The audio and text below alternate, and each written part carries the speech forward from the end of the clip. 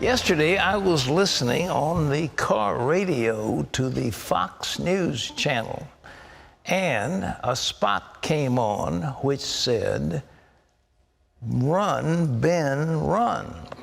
And you think, well, who is Ben?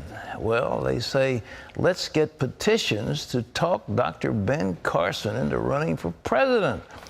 And this is a group that feels that this man can do something. Well, does it take a brain surgeon to realize that America is in trouble? Although it may take one to fix the problem. Let's take a look. He stood a few feet from President Obama and warned our nation about the dangers of moral decay. He's Dr. Ben Carson, a neurosurgeon who's known for his conservative social and political views. He says Americans are compromising on their values, and the phrase, "In God we trust," is becoming an obsolete cliche. In his book, One Nation, Dr. Carson shares what actions we can take to once again become one nation under God and save our country's future. Well, this is the man who did something no doctor had ever done in history. He separated conjoined twins. They were joined together at the head, and they operated for I don't know how many hours, but he became famous. He has doctoral degrees from 50 or more different universities. He's acclaimed across the world, and he's here with us. Ben Carson, Always good friend. to be with you. God bless so you. What is this running stuff? Run, Ben, run. Well, you know, I think a lot of people just feel that we need some common sense. Yeah. I don't know that it's so much me as it is the fact that people associate me with common sense. And, you know, many of the problems that we face in this nation can easily be remedied by a little wisdom from above. What do you spoke to the prayer breakfast where you turned to President Clinton and shocked everybody with what you told him. Well, President Obama. Oh, yes. Obama, I'm sorry. Yeah. What was your message? Well, you know, I didn't know what my message was going to be. When I was first asked to do that, I was shocked because I had done it 16 years earlier when President Clinton was the president. And I wasn't aware anybody ever did it twice, and I inquired, and they said, well, one person has, and that's Billy Graham. At which time I realized that God probably had something special he wanted me to say, but I didn't know what it was until the morning of the prayer breakfast. Oh. You know, after a while wrestling with it, I just said, I'm leaving it alone. The Lord will tell me what to say. And that morning, it was so clear in my mind what I was supposed to say. To talk about, and it had nothing to do with attacking the president. It had everything to do with the state of our nation, particularly with our spiritual and moral state. And, you know, the fact that one of the founding principles of our nation, freedom of expression, freedom of speech, was completely under attack, you know, by political correctness. And people were afraid to express themselves. And the other big thing is we're destroying the future. You know, I grew up in Detroit, and which was once the most prosperous city in America, now the largest bankruptcy. And the way they got there is doing exactly the same thing our nation is doing now. Kicking the can down the road, not taking responsibility, spending up the money, recognizing that at some point you'd have to pay, but by that time you would be long gone and it would be somebody else's problem. This is exactly what we're doing as a nation right now. That is completely immoral. And then, you know, looking at, you know, our taxation system, how unjust it is, and yet, you know, we have people saying, well, these people need to pay more.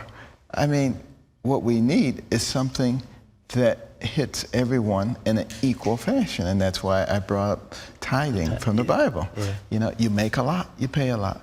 You make a little, you pay a little, but you get the same rights. That's very just. What isn't just is you take half the people who don't pay any federal income tax and you say, you guys get to say on how much these other guys should pay. Come on, does that make any sense at all? That's ridiculous.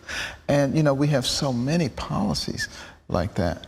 And, you know, what we really need to do is start thinking about what does America represent and why were we here? And you look at our money, it says, in God we trust. Yeah. And yet we ridicule people who believe in God. Yes. And we take the very principles that the Bible has given us, and we try to toss them to the side. We try to redefine, what God has established. And, I'm for fairness to everyone. I don't want to force anybody to do what I want them to do, but I don't want them to impose upon me and tell me what I can't do and what I can't say. And this is where the real fight is.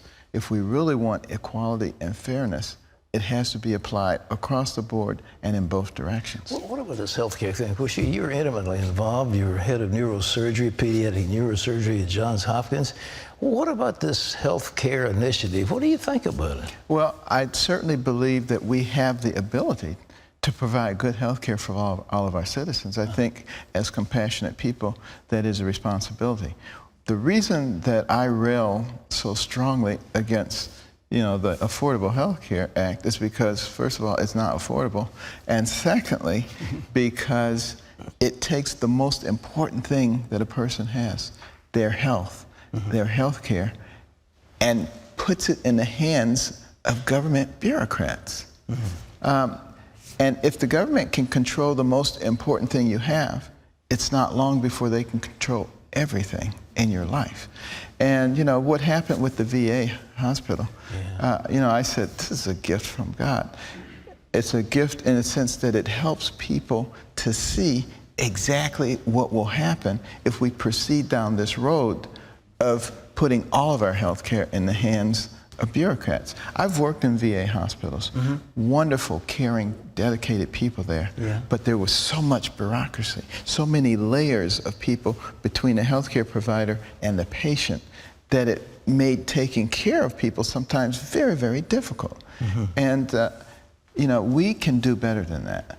And we don't have to have all this bureaucracy. If you allow government to feed on itself, it never reduces itself. That's right. It just continues to grow and require more and more resources and infringe more and more on people's rights. You think we can do that to get people off the dole? They're used to getting all these goodies from Washington and not having to pay for them. What do you think? Well, I think we have to do it in a wise way. First thing we have to do is we have to get the economy moving. Yeah. And that's not that difficult. We have the highest corporate tax rates in the world. We have onerous personal and business taxation. We have all these rules and regulations, dozens of which come out every week in circling business, industry, and academia, so that if the government doesn't like you, they just pull the noose on one of those regulations and you're out of business. That's right. This is happening under our feet. Most people have no idea what's going on. They're just like, who's on Dancing with the Stars? Who's playing basketball tonight? I mean, and we're being mesmerized while our country is being fundamentally changed.